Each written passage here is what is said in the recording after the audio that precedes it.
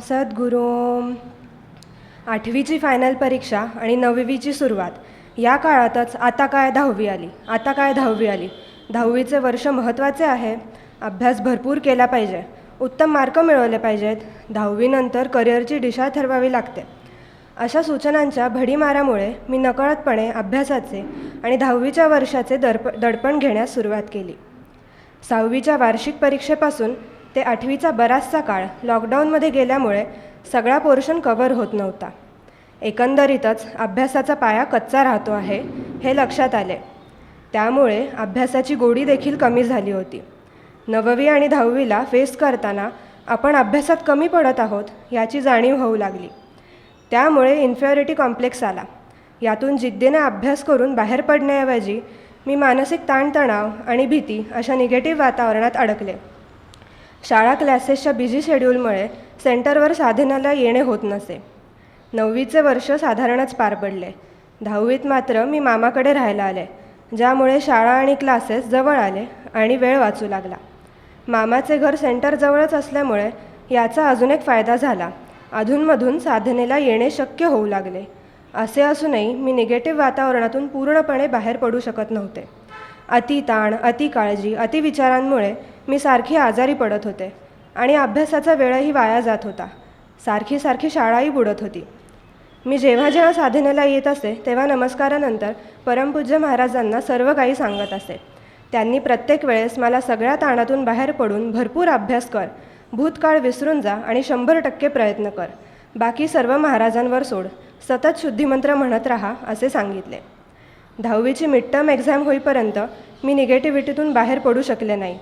यानंतर मात्र साधनेला बसताना मी प्रार्थना करीत असे की मला यातून बाहेर पडता येऊ दे आणि माझ्याकडून भरपूर अभ्यास होऊ दे. माझे मनातल्या मनात सतत शुद्धिमंत्र म्हणणेही सुरू झाले. या सगळ्याचा परिणाम म्हणून माझे अभ्यासात मन लागू लागले. केलेला अभ्यास लक्षात राहू लागला. प्रिलिम परीक्षेला मी कॉन्फिडंटली फेस करू शकले आणि मला प्रिलिम परीक्षेत चांगले यश मिळाले.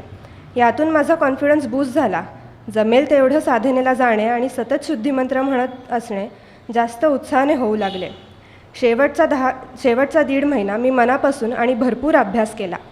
पेपर लिहिताना माझ्याकडून काय चुका होत आहेत हेही समजून घेतले आणि आश्चर्य म्हणजे 10वीच्या बोर्डाच्या परीक्षेला मी अतिशय कॉन्फिडंटली फेस केले. महाराज म्हणतात तसे मी माझ्याकडून सर्व प्रयत्न केले आणि त्याचा परिणाम म्हणून महाराज कृपेने मी चांगल्या मार्कांनी पास झाले. 11वीच्या ॲडमिशनच्या वेळी मला आवडीचे विषय घेऊन हव्या त्या कॉलेजमध्ये ॲडमिशन मिळावी अशी माझी इच्छा होती. साधनेच्या वेळी मी महाराजांना तशी प्रार्थना करत असे आणि आश्चर्य म्हणजे मला मेरिट लिस्टप्रमाणे हव्या असलेल्या कॉलेजला आणि आवडीच्या विषयांसह 11वीला ॲडमिशन मिळाली, ती देखील पहिल्या राऊंडमध्ये. आता ह्या अनुभवामुळे माझा स्वतःवरचा विश्वास वाढला आहे. आता जेव्हा साधनेनंतर महाराजांशी बोलते तेव्हा महाराज मला सांगतात की भरपूर अभ्यास कर.